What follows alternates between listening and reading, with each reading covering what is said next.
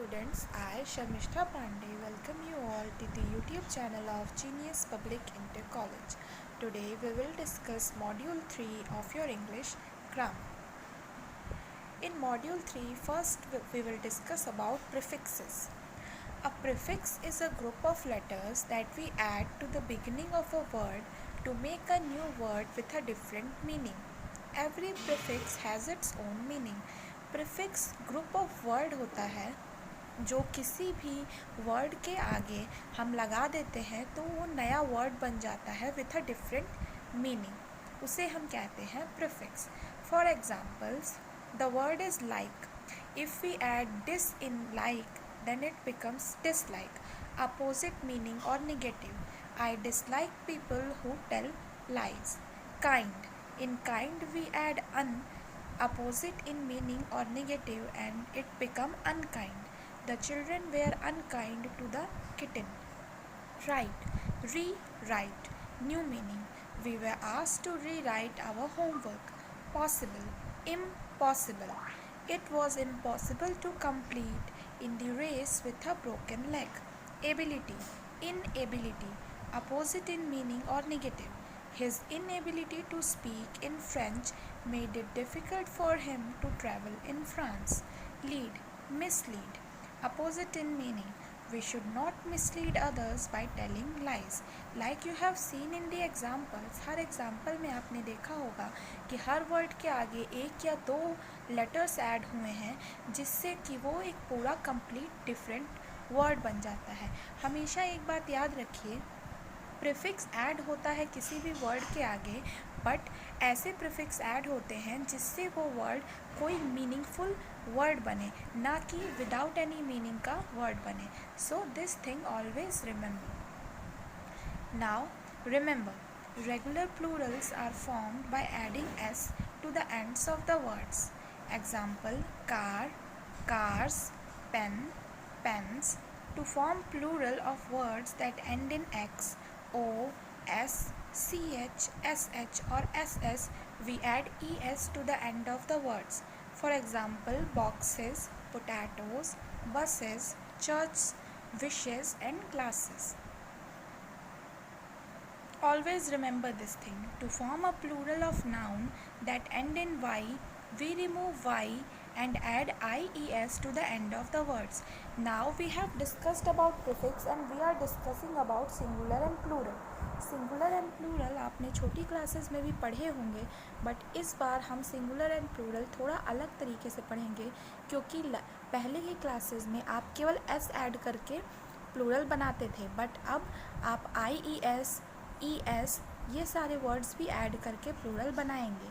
जैसे कि पहले वाले रिमेंबर में मैंने बताया था कि ई एस ऐड करके प्लूरल बनता है. इसमें आप देखिए, जो वर्ड वाई से एंड होता है उसमें आई ई एस लग जाता है, वाई हटा के, तो वो प्लूरल बनता है. For example, baby, babies, city, cities, country, countries, enemy, enemies, family, families, party, parties. Now, to form the plural of words that end in f or fe, we change f or fe to ve, then add s. For example, loaf, loaves, leaf, leaves, wolf, wolves, life, lives, knife, knives, shelf, shelves, thief, thieves, half, halves. मतलब कोई ऐसा word जो f से and होता है उसमें हम लोग f हटाकर v लगा देते हैं और es भी साथ में ऐड कर देते हैं. Note, some words ending in f और fe do not show this rule.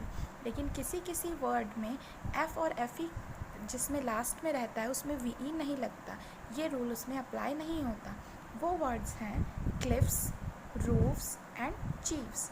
इसमें f ही रहता है, v नहीं बनता. Now we will see about countable and uncountable noun. As the word is telling you, countable वो noun होते हैं जिनकी हम लोग काउंटिंग यानी गिनती कर सकते हैं, और uncountable वो noun होते हैं जिसकी हम लोग काउंटिंग नहीं कर सकते.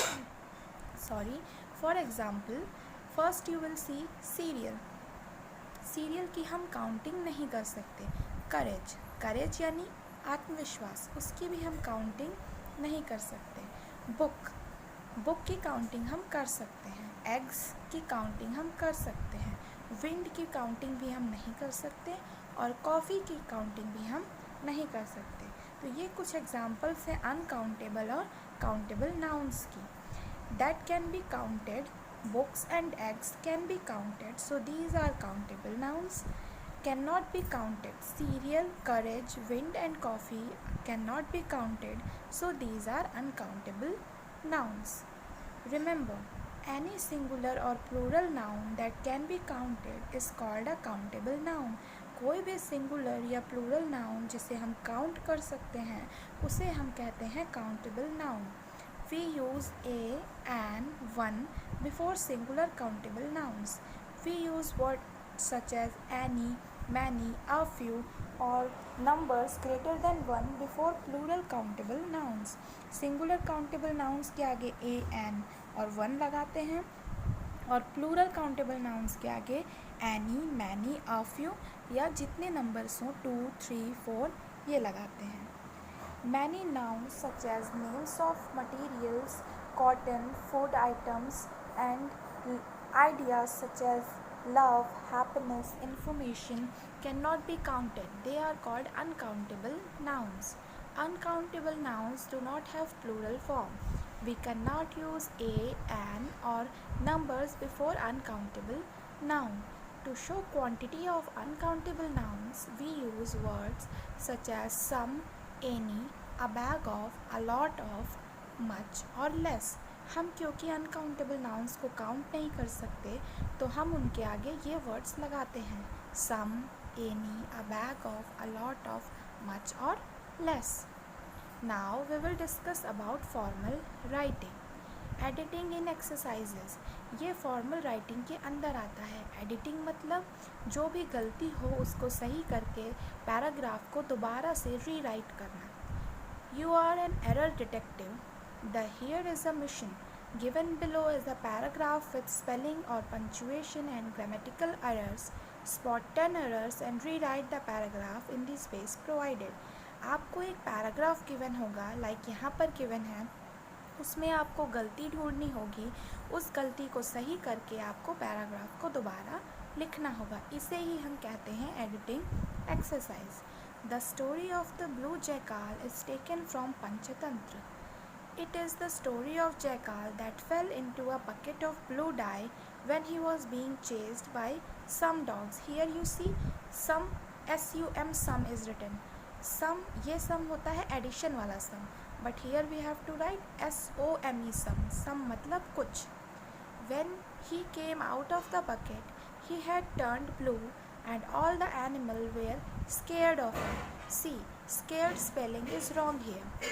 They treated him like a king because they thought he would be powerful. Here, treated spelling is also wrong. But one night when he heard another jackal howl, one spelling is also wrong. He howled back.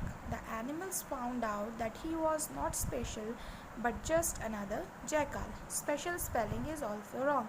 All these spellings you have to correct and write down, and again this is known as editing exercise. Now we will see creative writing. In creative writing we have to write descriptive writing. Describe करना यानी किसी भी चीज़ के बारे में अच्छे से बताना.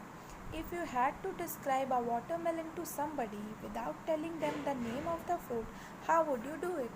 अगर आपको किसी को वाटरमेलन के बारे में बताना होगा उसका नाम बताए बिना, तो आप कैसे करेंगे? आप लोग अपने दिमाग में उस फ्रूट की पिक्चर सोचेंगे, बताएंगे वो कैसा दिखता है, उसका कलर कैसा होता है, कितना बड़ा होता है, उसमें कितनी सीड्स होती हैं और उसका टेस्ट कैसा होता है. When you use words to describe a person, thing or place in detail, it helps other to see exactly what you are saying. जब आप उसे एकदम अच्छे से डिस्क्राइब करेंगे तो जो अपने दिमाग में आपको पिक्चर दिख रही है वही सुनने वाले को भी पिक्चर दिखने लगेगी. इसे ही हम कहते हैं डिस्क्रिप्टिव राइटिंग, यानी किसी चीज़ के बारे में डिस्क्राइब करके बताना. Read the description of the park shown in the picture. Picture में एक पार्क शोन है और उसका डिस्क्रिप्शन लिखा हुआ है. This is a park in a big city. It has many trees and bushes. The bushes are filled with beautiful wild flowers. There is a small pond near a path in the park. People use this path for their works and to do exercise. Every morning and evening, there are benches in the park where people can sit when they are tired. Lamp posts stand at the side of this path to light the way in the evening. It is a peaceful and quiet place. देखिए, इस description से आपको एकदम exactly जैसा park दिख रहा है वैसा ही बताया जा रहा है, तो आप लोग खुद भी आंख बंद करके भी देख पाएंगे कि वो पार्क कैसा होगा, क्योंकि हमारा ब्रेन खुद ही पिक्चर करने लगेगा. Did the description help you picture the park in your mind? Now you can also describe the same way. अब आपको भी describe करना है same way में. Here's a question given for you. You have just returned from a school trip with your classmates. Write a short paragraph to describe to your parents the place you visited. आप कहीं पर school trip पे गए थे और वहाँ से आप लौटे हैं, जहाँ आप घूम कर आए हैं उस प्लेस के बारे में आपको अपने पेरेंट्स को डिस्क्राइब करना है, अच्छे से बताना है. Some hints are given, like which place did you visit, how did the surroundings look, were there buildings, mountains or water bodies around, what were the sound you heard, what colors did you see and what did you notice first about the place. इन सारी चीज़ों को use करके आपको एक short paragraph लिखना है अपने tour के बारे में डिस्क्राइब करते हुए. नाउ आई होप आपको पूरा मॉड्यूल 3 समझ में आ गया होगा, like what are prefixes, what are singular plural and what are countable and uncountable nouns.